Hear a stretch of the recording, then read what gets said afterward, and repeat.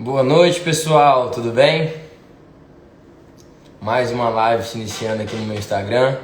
Essa de um novo projeto que eu tenho a alegria de dar início, de um bate-papo com amigos e mestres processualistas, grandes referências que tenho para mim e que com certeza vocês também têm em direito processual civil, em direito como um todo.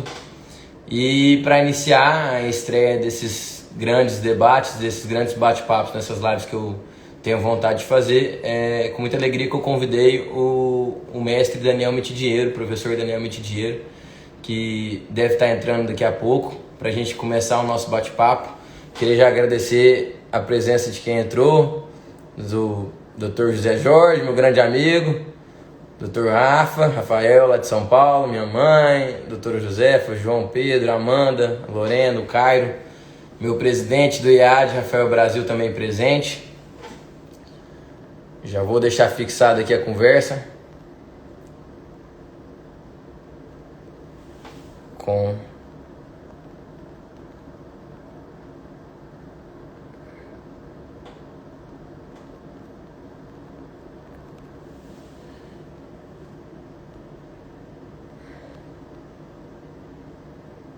esperando o professor entrar. Aí, o professor já entrou. Já vou chamar ele já para participar.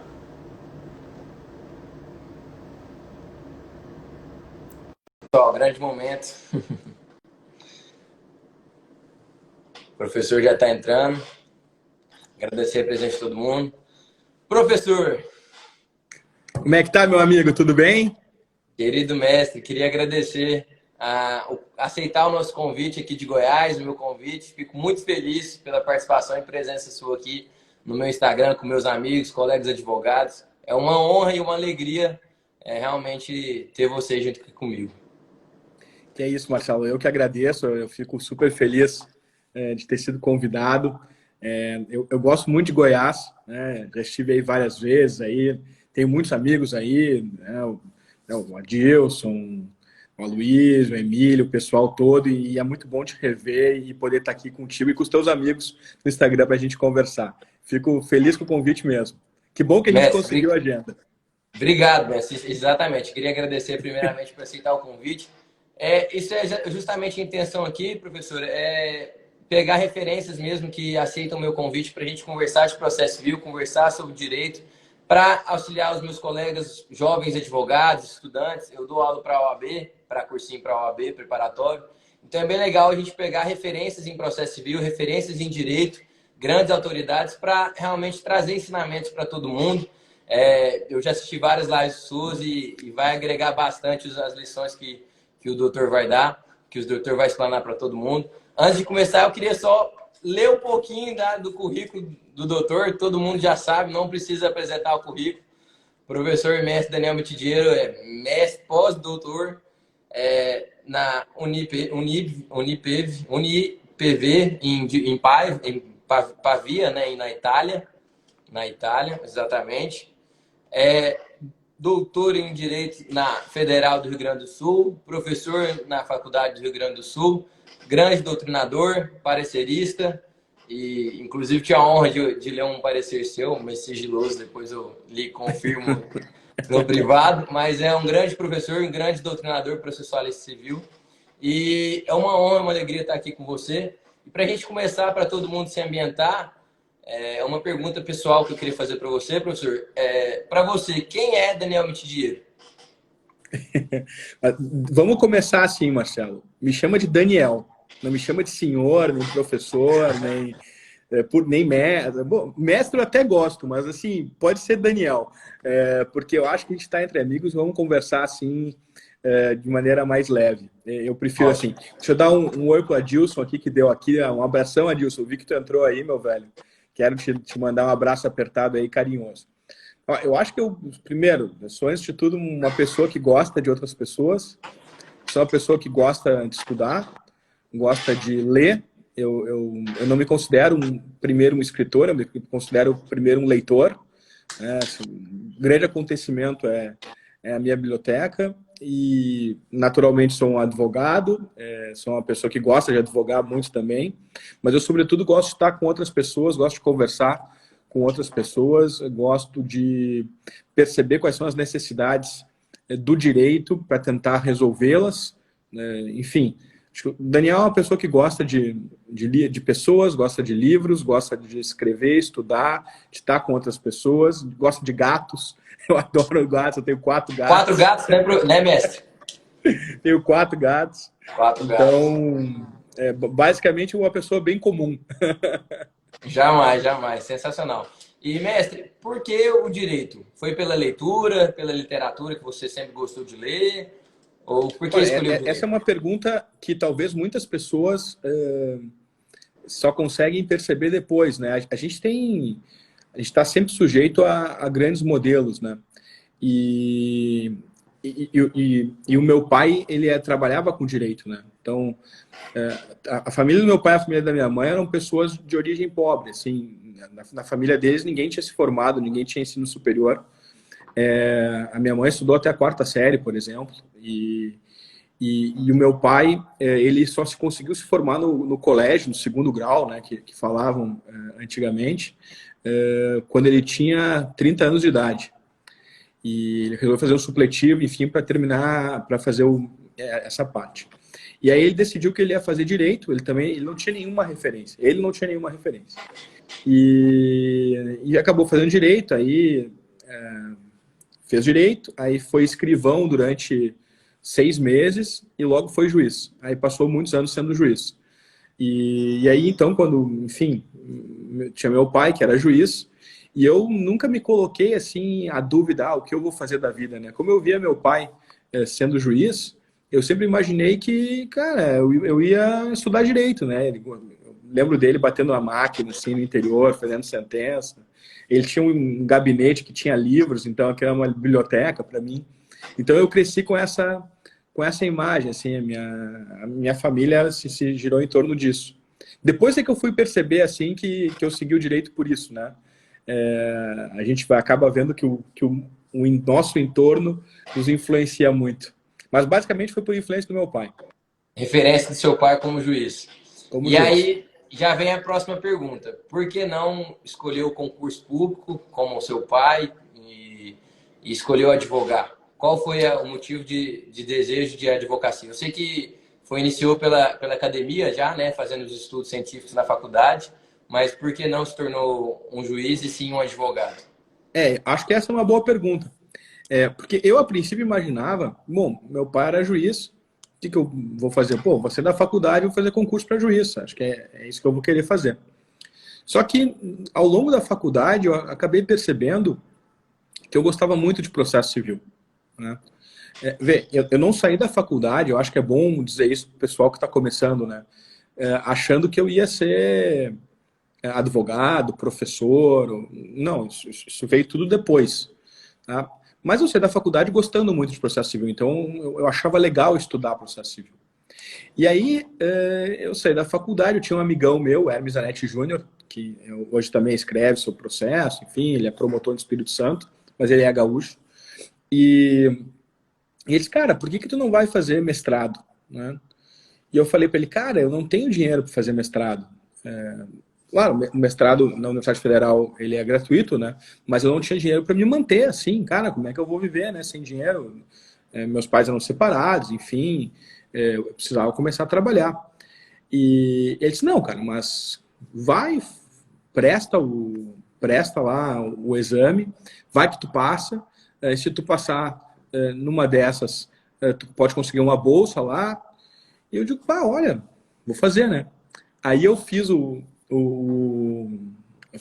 a seleção para o mestrado, passei na seleção do mestrado, e como eu passei bem colocado, eu consegui, e não trabalhava à época, embora fosse advogado, assim, tinha carteira, né, da OAB, eu acabei sendo bolsista lá do mestrado.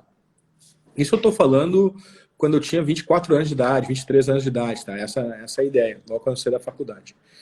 E aí, quando eu entrei no mestrado, eu comecei a ver que existia um outro mundo, assim, que existiam outras carreiras que eram possíveis que não magistratura, né? E conheci o professor Carlos Alberto, que foi uma grande influência para mim, que era, nessa altura ele era desembargador, mas antes de ser desembargador ele era advogado. Então, seu orientador, né? Meu orientador. E nesse ano eu conheci o Marinoni, né, o professor Luiz Léo Marinoni, que veio se tornar meu sócio até hoje. E aí, então, isso foi muito engraçado, porque eu vivia assim, eu vivia com R$ 800 por mês, que era o valor da bolsa, tá? Acho que é uma coisa importante de dizer. Então, eu conseguia pagar um aluguel de um apartamento, eu saí de casa, e, enfim, era o que eu conseguia fazer. Dava aula em cursinho também, e me virava, né, cara? Sabe como é que é o início? E aí, então, conheci o Marinoni. Sabe quando tu olha para pessoas e vai com a cara dela? Eu fui com a Bate, cara né? dele, ele foi com a minha cara. Aí, no final de ano, assim, ele me liga e diz assim, Daniel, olha só, eu tenho que fazer uma ação rescisória aqui, uma petição inicial. E eu tô meio sem tempo. E eu queria saber se tu poderia fazer para mim essa petição inicial. Cara, primeiro que eu não supus que era para ganhar dinheiro, né? E segundo que eu não vi que era um teste, né? Cara, eu digo, o Marinoni quer que eu Na faça uma hora. petição inicial. Claro, evidente. E aí eu fiz a petição inicial, uma ação rescisória. Era um caso complicado. Naturalmente, deve ter ficado mais ou menos, né? Não deve ter ficado grande coisa, porque no início a gente tem dificuldade, é normal. Mas ele viu aquilo e disse assim, pô, olha, gostei da petição, acho que consegui aproveitar bastante coisa aqui, então tô te mandando aí como é que ela ficou.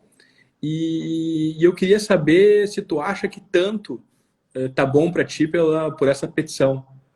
Eu digo assim, cara, como assim tanto? Era 10 vezes o que eu ganhava assim, por mês. Eu digo, pô, sério que eu ainda vou ganhar dinheiro por fazer isso aqui? E aí ele, sim, claro, vou te remunerar. E aí eu percebi que era possível ganhar dinheiro sendo advogado. Foi exatamente assim. Foi bem, bem Caramba, simples. mestre. Isso já me faz já ter uma situação seguinte. Essa história, meu tio, o doutor Adilson Ramos Júnior, já tinha me contado, eu achava genial. Por quê? Porque as oportunidades aparecem. E as pessoas têm que estar preparadas para oportunidades. E essa história sua me mostra isso, justifica isso, né? Que você já era uma pessoa dedicada na faculdade. E aí eu queria também aqui que você passasse alguns conselhos para quem está estudando no direito, para qual que é um livro agradável de se ler na graduação, qual que é o caminho que deve ser levado para se tornar magistrado ou advogado. Mas naquele momento você recebeu a oportunidade, você agarrou a oportunidade. Isso é incrível, isso é incrível. Não, e é isso aí mesmo, cara. Porque assim, às vezes eu não percebi o que estava acontecendo, né? Eu percebo hoje.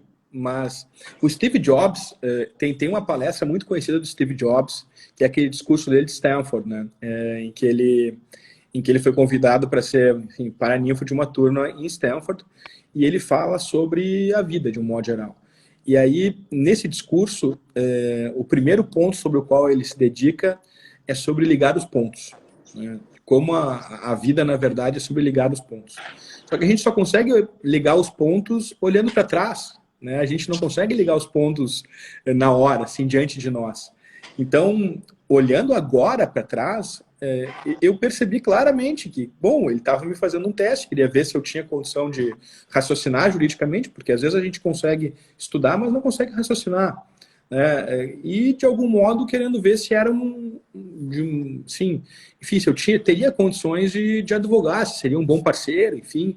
Mas eu só consegui ver isso agora. Agora não, faz muito tempo que eu sei disso, mas Incrível, né? mas assim, faz 15 anos que a gente está juntos, eu e o Marinoni, né? 16 anos que a gente está juntos. Mestre, sensacional. E qual que é os conselhos que você pode dar assim rápido para quem está fazendo a graduação, está começando na faculdade de Direito e tem a vontade de ser um estudioso, tem a vontade de escolher entre a magistratura e a advocacia? O que você acha, professor? Eu acho o seguinte, Marcelo, eu acho que a pessoa tem que, primeiro, ela não tem que se afobar, tá? Porque às vezes a gente fica um pouco afobado, o que eu vou fazer da vida? E agora? Porque eu acho que se a gente está muito, com os olhos muito presos num único objetivo, a gente perde de olhar a paisagem. Eu acho que é bom olhar um pouquinho para os lados num determinado período da vida. Claro, a gente não pode ser uma pessoa distraída e não ter um objetivo. Não é isso. Mas eu acho que é bom a gente ter um pouquinho a cabeça aberta. Mas, sobretudo, eu acho que é muito importante a gente estudar na faculdade, né? E estudar livros de doutrina. Sim, não se preocupar assim em fazer as cadeiras para passar, ou ler resumos, ou ler só a lei, mas realmente procurar uma formação jurídica, né? Eu acho que isso é importante e isso vai fazer diferença para qualquer que seja o caminho que a pessoa vá tomar. Então, em vez de simplesmente se contentar em ler as aulas que o professor dá, ou pegar uma degravação num caderno de um colega, que isso acontece muito, eu acho que é muito importante a gente escolher um bom livro, um bom doutrinador, estudar os livros de cabo a rabo, e a partir daí realmente ir se interessando, né? Bah, eu gostei de processo civil, bah, então eu vou começar a ler os autores de processo civil, começo com um curso, depois vou para uma monografia, e aí começo a me interessar pelas monografias. As monografias são livros muito importantes, é lá que estão as verdadeiras contribuições dos autores, né? Então, eu acho que esse é um bom caminho, tá? Um bom caminho. É ler livros e procurar sempre uma formação. Fazer a Isso, base, né? A a base para base, qualquer profissão, né? A exatamente. base É jurídica, né? base. Haverá tempo para depois se dedicar a outros projetos, né? Como, por exemplo, estudar para um concurso, como, por exemplo, estudar para casos específicos, né? Às vezes, eu não sei como é que é em Goiás, tá? Mas aqui no Rio Grande do Sul, isso também não é muito, mas eu sei que em São Paulo é bastante. Às vezes os alunos entram no escritório de advocacia e começam a viver a vida do advogado, só que ele ainda é estagiário, né? Então ele acaba não estudando a big picture, né? Acaba não tendo assim o geral.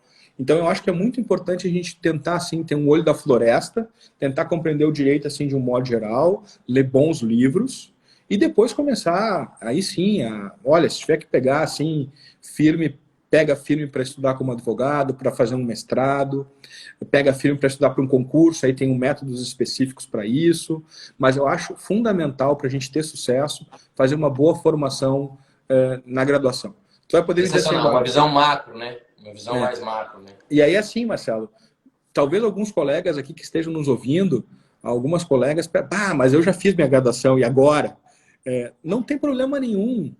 O fazer a graduação, na verdade, não significa fazer a gravação. Significa pegar os livros em qualquer momento da vida e decidir estudá-los. Eu tenho deficiência em direito constitucional. Então eu vou pegar um livro de direito constitucional agora e vou ler direito constitucional.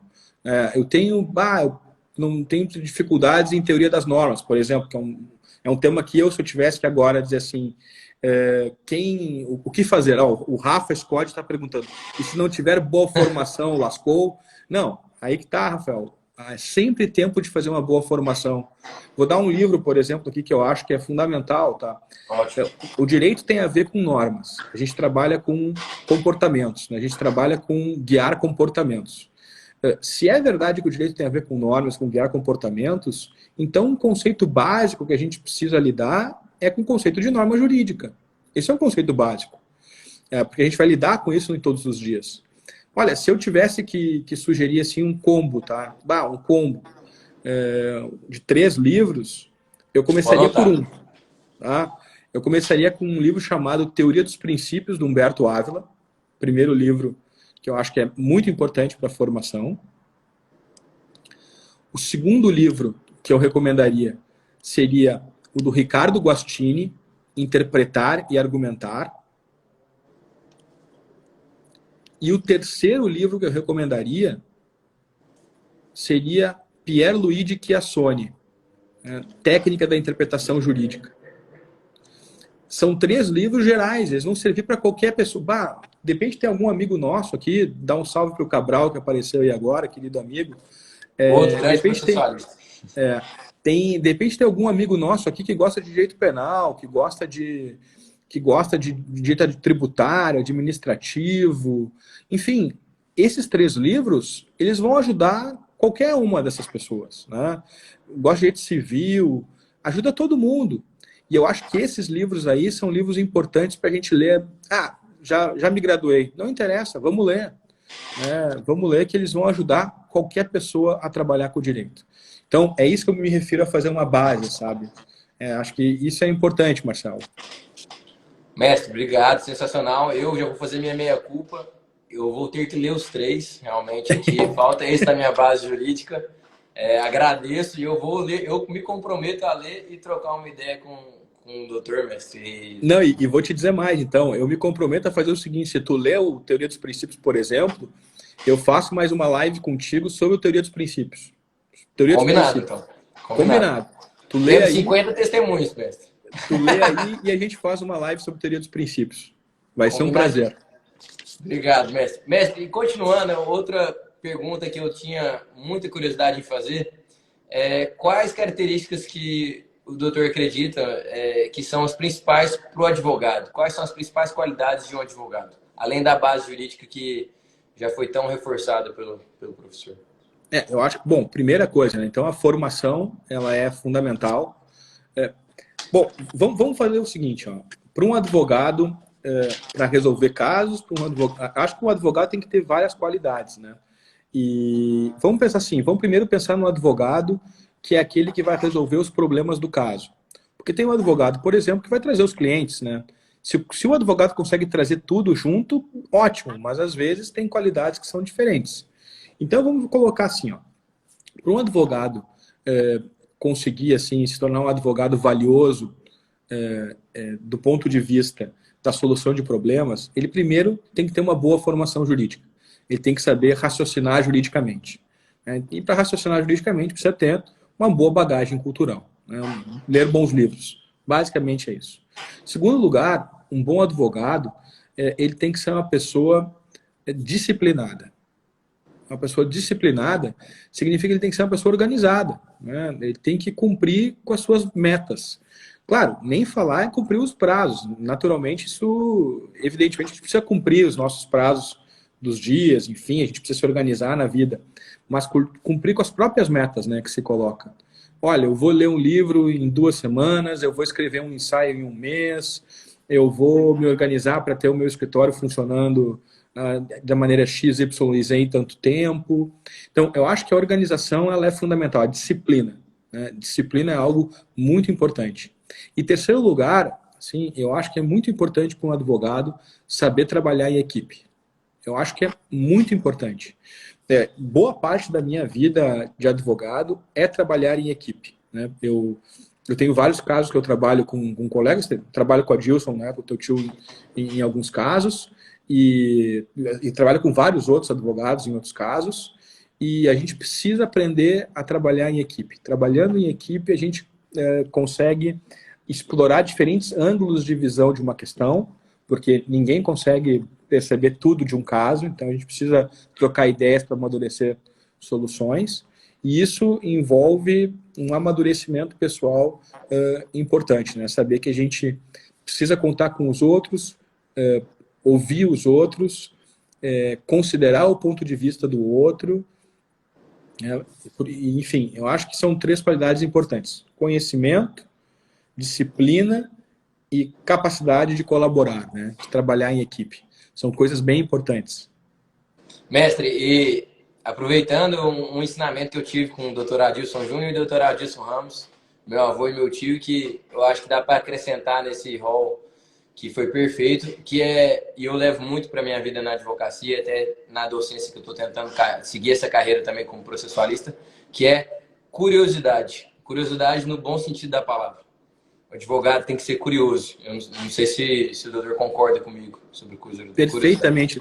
Deixa eu dar um oi aqui. O Walter também acabou de entrar aqui, o Walter Lobato, um querido amigo também. Eu trabalho muito com ele em outros casos. Curiosidade, sem dúvida alguma. A gente tem que ser curioso, né? E eu diria mais. A gente tem que ser curioso na vida, né? Ser curioso na vida é uma coisa boa, assim. Às vezes a gente quer sempre tomar o vinho da mesma uva, o mesmo vinho. Não, vamos variar um pouco o vinho, vamos variar um pouco a uva, vamos fazer uma preparação diferente aí, vamos fazer uma combinação diferente da usual em termos de tempero na comida. E é a mesma coisa com o direito, né? A gente tem que ser curioso, a gente tem que... Às vezes tem um livro lá que ninguém fala, vamos ler esse livro aqui. Vamos, às vezes... mas será que não dá para resolver assim determinado problema? Então, a curiosidade ela é essencial. Né? Eu diria que a curiosidade ela não é só essencial para o bom advogado, é essencial para a gente viver uma vida boa. Né? Incrível, e para o advogado, sem dúvida. E, mestre, passando mais para frente um pouquinho, eu tenho muita curiosidade e tenho muito interesse em me tornar processualista. É uma área que eu sempre atuei desde o início da carreira, por sempre estar voltado ao processo, sempre ter trabalhado junto com processos, e até no Tribunal Superior com meu tio, com outros advogados, Paulo Vaz, enfim. E um desejo que eu tenho é me tornar processualista, que é uma área que eu estou atuando, ensinando, ensino para a OAB. Como que se torna um processualista? Quando você pode ser chamado de processualista? Como atuar como um processualista? São dúvidas que eu tenho recorrentemente que eu acho que é interessante você explanar aqui para a gente. Primeiro, fico feliz de saber que tu tem esse desejo. Esse desejo é uma coisa importante. E eu acho que são duas coisas diferentes, né? O processualista é aquele que trabalha com processo. Nesse sentido, tu é processualista. Eu também sou processualista. Todos nós que trabalhamos com processo, nós somos processualistas, né? O advogado do contencioso, né? Ele é um processualista. Sou pena de não ser um advogado de contencioso. É diferente. E aí, bom, então todos nós aqui somos processualistas nessa acepção. É diferente por exemplo, a gente dizer, olha, eu sou processualista porque eu tenho uma formação de processualista. Bom, aí a gente já começa a responder a pergunta de uma outra maneira. Eu particularmente acho que o sujeito não precisa ter mestrado, doutorado, ser professor para ser um processualista. Pelo contrário, eu conheço pessoas que têm mestrado, doutorado e sabem menos daquelas que não têm mestrado e doutorado. Bom, então isso é uma coisa que é importante. O mestrado e o doutorado, no entanto, são presunções, né, relativas de que o sujeito é capaz de escrever uma dissertação, é capaz de escrever uma tese e tem um bom raciocínio jurídico e tem uma boa cultura jurídica. Então, eu acho importante hoje, né, na atual conformação do mercado, as pessoas fazerem mestrado, doutorado. Então, processualista, eu acho que se ele quer assim um destaque de processualista, ser reconhecido pelos outros, como processualista, eu acho que é muito importante fazer um mestrado e um doutorado. Enquanto isso não vem, publicar ensaios, procurar assim. Às vezes eu tenho um caso interessante no escritório. Vou estudar esse caso aqui, vou escrever um ensaio. Mas eu nunca escrevi um ensaio na minha vida. Eu vou mandar um direct para o Daniel Mitidiero, né, que ele está lá no Instagram. Né, e, professor, olha só, pensei em escrever um ensaio sobre tal tema, o que o senhor acha? Eu respondo, por exemplo, as pessoas me mandam um direct, eu respondo. Eu digo, olha, esse tema é bom, lê tal livro. Olha, esse tema eu acho que é uma merda, eu não gosto, enfim, não recomendo, mas se quiser, tudo bem. Então, eu acho que a gente vai se construindo. E um belo dia, a gente olha no espelho e as pessoas e se acha processualista, e um belo dia a gente está na rua e as pessoas dizem, olha, o fulano de tal é processualista. Então, eu acho que é isso que acontece, sabe, Marcelo? O conhecimento é que vai nos tornar processualistas, né? E acho que hoje, na conformação atual do mercado, a gente precisa também, junto com o conhecimento, cultivar esses títulos formais. Esses títulos formais, eles têm um significado, sabe? As pessoas são presunções relativas, mas são presunções. E eu acho que vale a pena a gente buscá-las. Assim, acho bem importante. Sensacional, mestre. Obrigado. Sobre processualista, eu assisti sua live também na Associação Brasiliense, com o professor Paulo, assisti outras lives suas. Sobre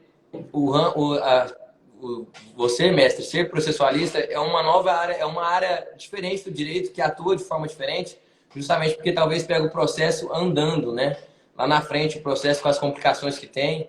Como é que é advogar dessa nova forma? É um mercado diferente que talvez o advocacia não conheça, né? Bom, isso é verdade. Assim, aí o advogado processualista, eu acho que ele tem essa peculiaridade, porque assim, o cliente, ele não sabe que ele precisa de ti.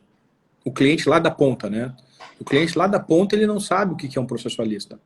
Porque ele parte do pressuposto, que é correto, de que todos os advogados conhecem a regra do jogo. Então, o advogado contencioso, ele conhece a regra do jogo. Então, ele sabe que tem a petição inicial, que tem a contestação, que tem a apelação, que tem a ação rescisória, que tem recurso especial.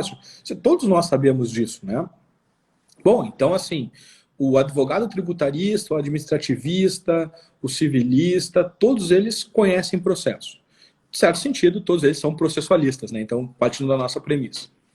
Acontece o seguinte, às vezes o caldo entorna, né? Às vezes a coisa, assim, a vaca tá indo pro brejo, né? Então, assim, tu tá vendo que tava tudo dando certo e a coisa começou a cair, né? Ou assim, ó, o caixão subindo a lomba. Não sei se tem essa expressão aí, mas o caixão subindo a lomba é porque não tem mais volta, entendeu? A coisa tá indo mal.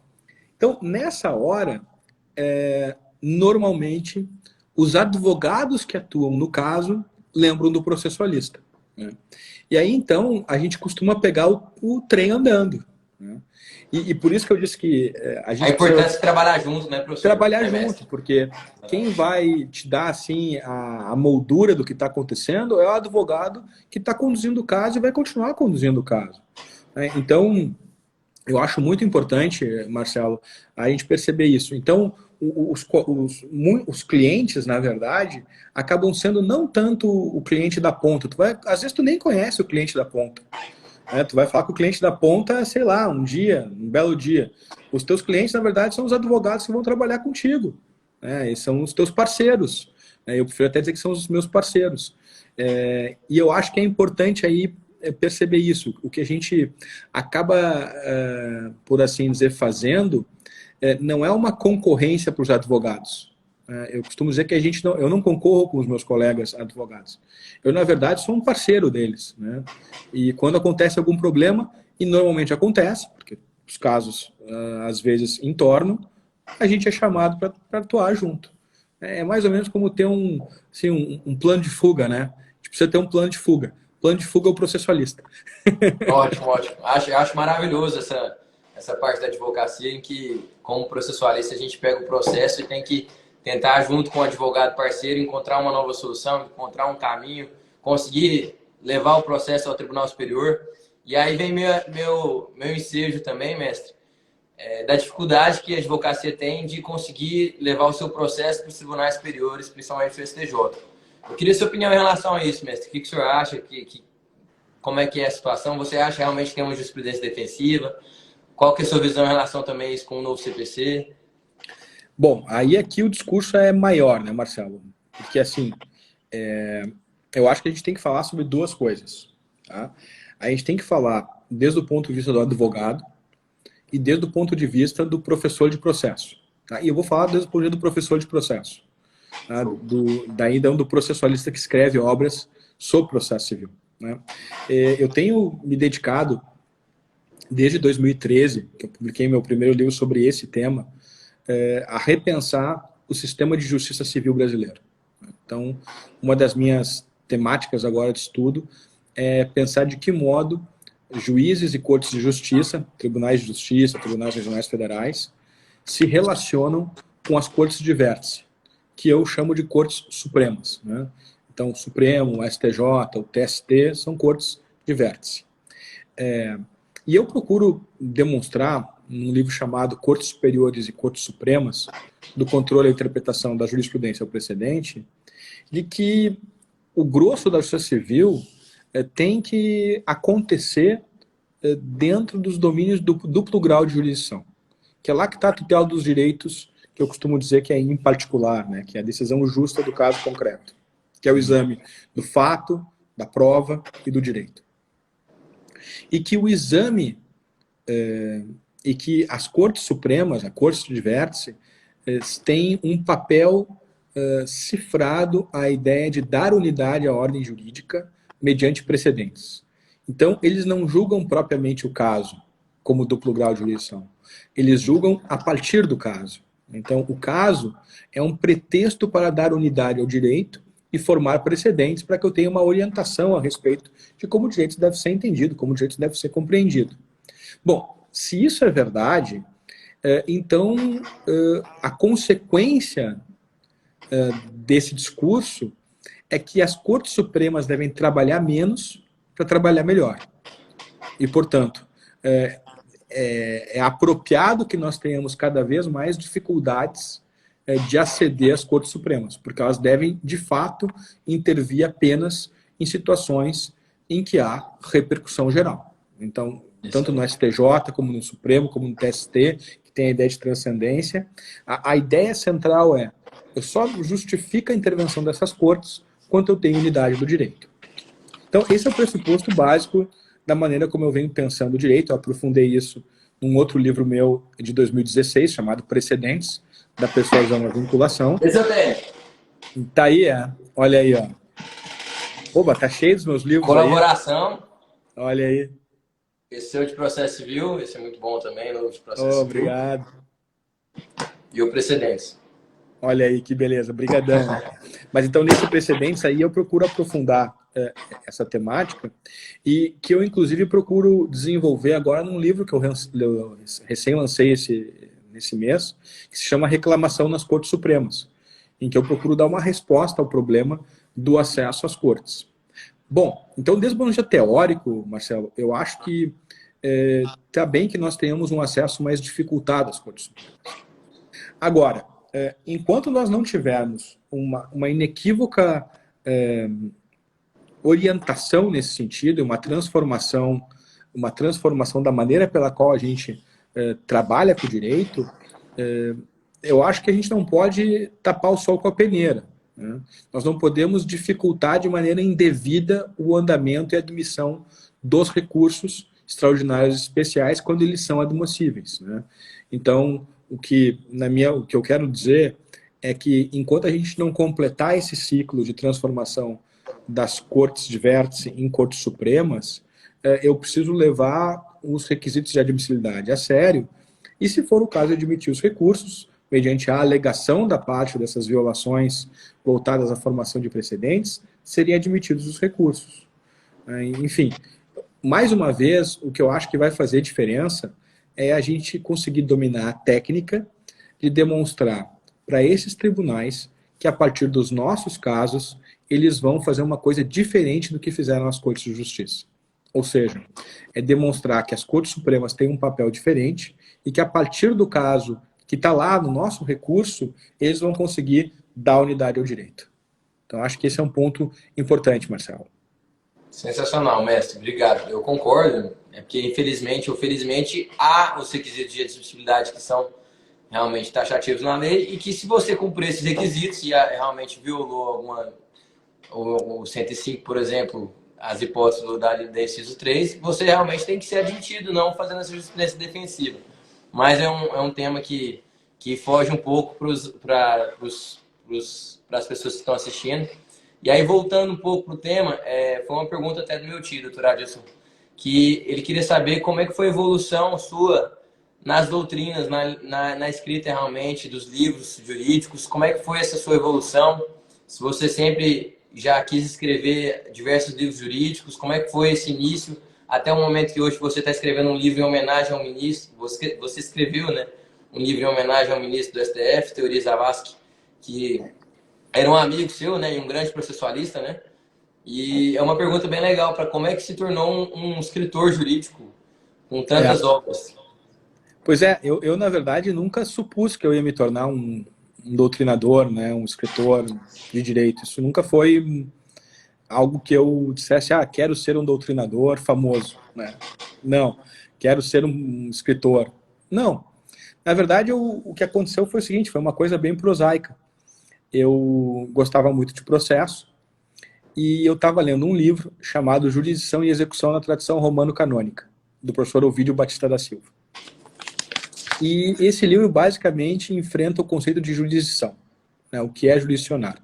É um livro de 1996, eu li a segunda edição de 97 e eu li esse livro em 2001. Tá? Então faz 19 anos.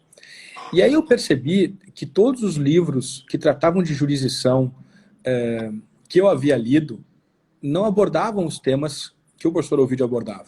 Né? E eu fiquei um pouquinho assim incomodado com aquilo. Eu digo, mas por que esses autores não estão falando o que o professor Ovídio falava? Por que isso aqui não está ecoando? Né? E aí eu resolvi fazer um resumo do Jurisdição e Execução na tradição romano-canônica. Eu vou fazer um resumo. Eu escrevi um ensaio, Notas sobre o artigo 1º do CPC. Saiu publicado numa revista jurídica, isso lá em 2002, 2003. Tá? Em 2002, na verdade, faz 18 anos. Mestre, o senhor tinha quantos anos de formado? O senhor era formado? Eu era recém-formado, me formei em 2002. E eu tinha 23 anos na época. E o que aconteceu foi que quando eu terminei essa espécie de resumo, vamos colocar assim, eu senti, assim, me senti meio vazio, sabe? Eu digo, pá, mas tá tão legal fazer isso, comentar aqui o artigo 1º do CPC, com a luz da doutrina do Ovídio. Eu vou fazer o seguinte, eu vou pegar agora o artigo 2º e vou fazer a mesma coisa. E aí, um belo dia, eu digo assim, cara, eu vou comentar todo o código. Olha assim, a Meu megalomania, Deus! né? Eu tinha 23 anos. Eu vou comentar todo o código, vou passar aqui. Cara, eu não tinha dinheiro para sair de casa, sabe? Eu não tinha muito o que fazer. Eu tinha os estudos, eu tinha os livros ali à disposição. E aí que surgiu o ensejo, surgiu a ideia de eu publicar o meu primeiro livro, que se chamou Comentários ao Código de Processo Civil, tomo 1, né, foi dedicado, inclusive, ao Pontes de Miranda e ao Ovídio, artigos 1º a 153, ainda quanto ao Código de 73. E foi um livro publicado em 2003, poucos dias antes do meu aniversário, saiu com data de 2004, né, eu tinha 24 anos, e aí eu achei aquilo legal e resolvi publicar o primeiro volume, assim, sem nenhuma pretensão. E eu acho que é legal eu dizer isso aqui agora, Marcelo. Acho que é bem importante eu dizer isso. Eu estava treinando para me tornar um escritor, né? Se tu pegar esses meus primeiros livros, tu vai e comparar com os meus livros mais recentes, tu vai ver que é uma outra pessoa. É um outro escritor. Aquele escritor era um escritor, as pessoas achavam que eu tinha 80 anos de idade, pela maneira pela qual eu escrevia, pelo português, porque eu estava influenciado por aqueles autores, né? Então, eu era uma outra, assim como a gente pega, não, sem querer me comparar, mas porque isso acontece em todos os ramos da cultura, né? Demorou para o Van Gogh se tornou Van Gogh. Durante um período, tu pode ver algumas obras do Van Gogh que tu poderia atribuir ao Monet, né? Demorou para o Kandinsky se tornar um Kandinsky. O Kandinsky, durante muito tempo, pareceu um autor impressionista. Então, a gente demora muito tempo para a gente se tornar quem a gente é, né? Isso se dá também com um processo de escrita. E eu fui amadurecendo ao longo desses 16 anos, 17 anos em que eu estou na estrada, e o meu processo, e eu hoje escrevo de maneira diferente que eu escrevi 17 anos atrás, mas se eu não tivesse colocado o bloco na rua, eu jamais teria conseguido desenvolver a minha escrita e desenvolver a minha personalidade nos livros. Hoje, muitas pessoas leem os meus livros, sabem que sou eu que estou escrevendo, né? Às vezes as pessoas sabem que, não, é o Daniel, pode tirar o nome da capa. Não, isso aqui foi o Daniel que escreveu. No meu curso com o Marinoni e com o Sérgio, as pessoas sabem quando tem alguns trechos que fui eu que escrevi, que não foi o Marinoni nem foi o Sérgio. E assim como identificam o Marinoni, o Sérgio, enfim, porque a gente vai criando essas identidades, né? Isso é um amadurecimento total, né? Como profissional, como escritor, né? Quando Exato. você já tem essas características registradas. Realmente, mas tu vê, Marcelo, inspiração, então. É isso, mas isso tem que começar de algum lugar, e a gente não começa assim. Tá? Ninguém começa, digamos assim, não vou me colocar como ninguém começa sendo um super processualista, né? Ninguém começa assim. As pessoas começam gostando de processo e querendo escrever sobre o processo. É assim que as pessoas começam, né? E começam sem ser notadas. Na verdade, quem te nota é tua mãe, teu pai, se tu tiver, são teus vizinhos, são teus amigos mais próximos, sabe? É assim que as coisas começam. Elas não começam de outra maneira. Esse convite, por exemplo, que eu recebi do Supremo, o Supremo, na verdade, quem me convidou foi o ministro Dias Toffoli. O ministro Dias Toffoli era amigo do Teori Zavascki, muito amigo do ministro Teori. E, portanto, sabia que eu era amigo do ministro Teori, né? E ele me convidou para fazer a memória jurisprudencial do ministro Teori Zavascki, é um projeto que o Supremo Tribunal Federal mantém, né, já há bastante tempo, tem memórias de vários outros ministros, e eu fui convidado para fazer essa memória do Teori. Se não me engano, são 11 memórias já, né? Isso. E eu fiquei super honrado, né, Marcelo? Teoria, um baita cara, eu gostava muito dele. O sujeito, ele tinha aquela cara meio fechada, assim, as pessoas diziam, pô, ninguém chega nele. Mas ele era um cara super divertido, piadista, né, gremista, né, uma grande qualidade que ele tinha. E, enfim, eu acho que a gente vai colhendo esses reconhecimentos com o trabalho duro. Mas aquilo, pelo menos eu posso te dizer, né? Eu nunca escrevi para ser famoso ou para ganhar dinheiro com livros. Eu sempre escrevi porque eu achava legal escrever. Depois, claro, depois eu percebi que podia ser alguma coisa que me daria, assim, reconhecimento, que poderia me dar reconhecimento na advocacia, reconhecimento nos tribunais. Claro, a gente vai percebendo. Mas esse nunca foi o fim. O fim sempre foi eu me divertir. Né? Eu me divirto escrevendo meus livros. Assim, quando a gente terminar nossa live, eu vou lá em cima escrever, né? Eu vou escrever mais um pouco. Hoje eu passei o dia quase escrevendo e eu vou lá escrever um pouquinho mais antes de dormir. Minha mulher está na aula do mestrado, eu vou lá para cima. Uma nova obra? Qual vai ser agora? Um novo livro? Eu estou escrevendo um livro mais geral, assim. Eu tenho um curso e tenho um manual, né? Com o Marinoni e com o Sérgio. Estou escrevendo uma obra mais geral, assim. Não sei ainda bem o que vai ser. Estou analisando, assim. Mestre, e aproveitando, legal demais. Eu fico feliz demais por compartilhar. Você realmente é uma inspiração para todo mundo. Tanto na advocacia, tanto na parte de processualista. Aí eu queria entrar numa parte também que poucas pessoas trocam ideia com advogados em início de carreira, com estudantes, sobre o que é ser um parecerista e qual é a função do parecerista dentro de um processo. Dentro de um processo, como se agrega isso num processo. E aí eu já vou também deixa da pergunta do meu tio, doutor Adilson. As faculdades brasileiras devem adotar a cadeira de Direito Especial e precedentes? Vamos lá, duas excelentes perguntas aí. Obrigado, Adilson. Obrigado, Marcelo. Bom, primeiro, né? Acho que o parecerista é aquela pessoa que vai tentar ajudar a resolver um problema difícil. Tu não pede um parecer sobre um problema fácil. Né? Um problema difícil ou problema que eventualmente seja fácil, mas que está tendo uma dificuldade, uma difícil aceitação no caso, e que alguém que tenha uma boa aceitação com os julgadores, né? Então, se eu sou advogado, eu vou pedir um parecer de alguém que os ministros, os desembargadores, os juízes respeitam, né? E como é que eu vou saber que eles respeitam? Bom, por várias maneiras, né? Mas uma delas é saber se as pessoas são citadas nos votos, né? Então, muitas vezes as pessoas me pedem pareceres para entregar para o ministro X, ministra Y. Por quê? Por uma razão muito simples, porque veem que eles leem os meus livros e, portanto, eu respeito as minhas ideias. Então, naturalmente, pedem um parecer para mim. Então, eu acho que isso é uma coisa importante. Um parecerista faz isso, ele dá uma opinião juridicamente fundamentada sobre a causa, né, sobre uma tese jurídica que está sendo debatida. Eu acho que é bastante importante para alguns litígios, um parecer faz diferença. Mas uma coisa que eu acho legal dizer é que muitas vezes a gente imaginava que o parecerista tinha que ser um tratado de 50, 100 folhas. Eu estou convencido que na advocacia contenciosa, né, do balcão, que eu costumo dizer, da gente peticionando, mas também nos pareceres, quanto menos a gente escrever, melhor. Né? Então, uma petição bem feita, um recurso especial bem feito, pode ser feito em 10 folhas. Um parecer pode ser bem feito em 20 folhas, 15 folhas. Eu acho que um memorial bem feito pode ser feito em 3, 5 folhas. Escrever menos tem mais chance de ser lido do que escrever mais. Né? Menos é mais. Então, acho que menos é mais é uma boa máxima na arquitetura e uma boa máxima no direito também. Aproveitando o gancho da pergunta da Dilson, eu acho que a gente precisa redimensionar o estudo jurídico no país. Né?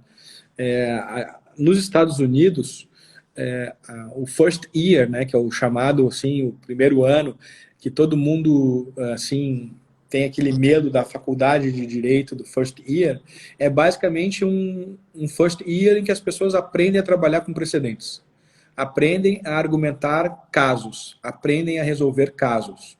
No Brasil é muito engraçado porque a gente passa a faculdade de direito inteira falando sobre conceitos e sobre normas, mas não conecta esses conceitos, essas normas aos casos, que é a finalidade prática do direito, resolver casos.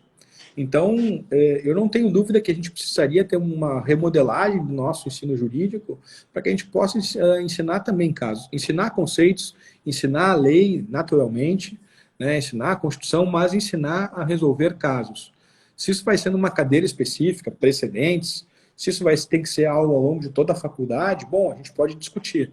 Mas isso tem que ser introduzido na mentalidade jurídica brasileira, eu não tenho a menor dúvida. Né? Menor dúvida. Sensacional, mestre. Eu concordo plenamente. O doutor Adilson também falou, a ministra Ellen cursou Court Systems and Legal Organizations nos Estados Unidos. E para a gente finalizar, mestre, eu queria saber mais de você sobre quais foram suas referências e se você acha que todo mundo tem que sair na faculdade com uma referência, você tem que sempre ter uma referência dentro do direito e fora do direito. E como é que sua rotina também em relação à sua atividade da advocacia, a sua atividade como escritor, aproveitando até o meu colega Sandro, a pergunta dele. Bom, vamos lá. Eu acho que é o seguinte. Primeiro, eu sou um sujeito super disciplinado, tá? Disciplina é liberdade. Para mim, essa é uma máxima que funciona muito bem.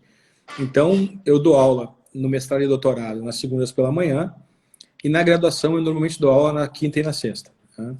O resto das manhãs eu me dedico a estudar e a escrever. Inclusive sábado e domingo. Eu faço isso sábado e domingo. Eu faço isso todos os dias. É uma coisa que eu gosto de fazer. De tarde, eu normalmente trabalho em coisas da advocacia. Daí de segunda a sexta. Coisas da advocacia de segunda a sexta.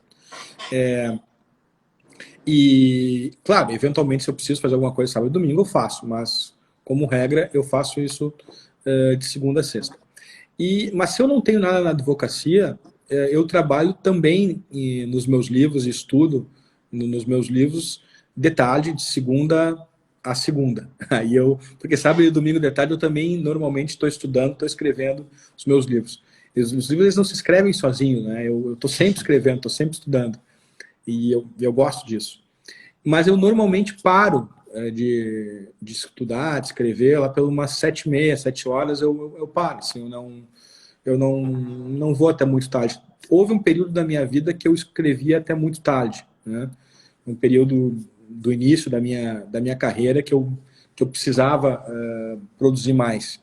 Agora não, agora eu normalmente tipo 7 horas, 7h30 eu paro de escrever. Eu casualmente agora eu vou lá escrever porque minha mulher, a Vitória, está fazendo mestrado e ela está fazendo uma cadeira agora de noite que vai até às 10 da noite. Então, como eu vou ficar aqui de banda, né? Então eu vou aproveitar e vou lá escrever um pouquinho. Então, casualmente por isso eu vou fazer isso agora, mas não seria assim o usual. Eu já estaria descansando, estaria lendo um livro agora, né? Um livro que não jurídico. Eu gosto muito de ler literatura. As referências aparecem, né? As referências aparecem. Eu tenho várias referências, naturalmente, mas eu posso citar algumas que são muito fortes, assim. Eu tenho como referência o professor Ovídio, o professor Carlos Alberto, o professor Marinoni, o professor Michele Tarufo, o professor Humberto Ávila. São pessoas que marcam assim, a minha formação. Eu tenho a sorte de ter amigos também que... Sim, meus amigos são grandes processualistas, né? São pessoas que são referências para mim também. Então, mas essas foram as referências que me ajudaram assim a me formar, né? Como processualista. Então, são umas pessoas que eu mais costumo citar quando me perguntam isso, né?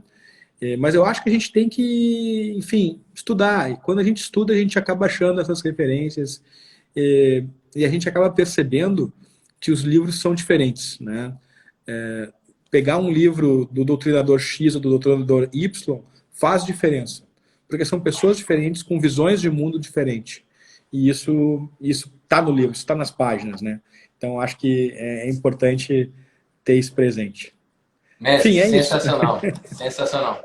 Para a gente finalizar, desde já agradecer, eu queria só que você direcionasse essas últimas palavrinhas para quem está no início da carreira, para quem está estudando, em relação ao processo civil, em relação ao direito, o seu ensinamento, realmente toda a sua lição de vida.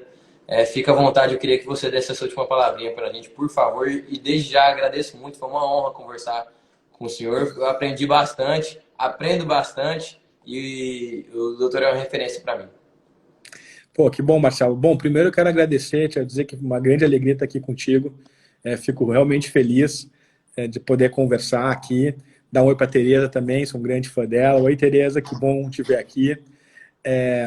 E te dizer que é uma alegria estar aqui, com todos os colegas, né? Com a Dilson, com todo mundo que apareceu aí na live. Eu diria o seguinte, o grande lance é estudar, estudar, estudar e acreditar que as coisas vão dar certo. Porque as coisas vão dar certo, né? Mas o sujeito é um sujeito, sim, um otimista. Eu sou um otimista irrefreável, eu acho que as coisas vão dar certo, entendeu? Eu acho que a gente precisa fazer com que as coisas deem certo, o nosso país vai dar certo, eu acho que a justiça civil brasileira vai melhorar, o nosso país vai melhorar, nós estamos amadurecendo como uma democracia. Eu acho que o direito brasileiro está cumprindo um grande papel em conter, em fazer com que as instituições continuem funcionando. Eu acho que nós estamos vivendo, cada um de nós, um momento importante. E acreditar nesses momentos importantes, em momentos difíceis, perceber que nós vivemos momentos difíceis, como uma pandemia, por exemplo, e ver que a gente pode fazer a nossa parte se mantendo sereno, sem radicalismos, estudando e procurando viver de acordo com o direito, é uma grande coisa. E viver de acordo com o direito significa estudar direito. Estudar direito, acreditar no direito e discutir sobre o direito com base no direito. Então, o meu grande conselho é estude direito e estude direito. Eu acho que esse é o melhor conselho que eu poderia dar.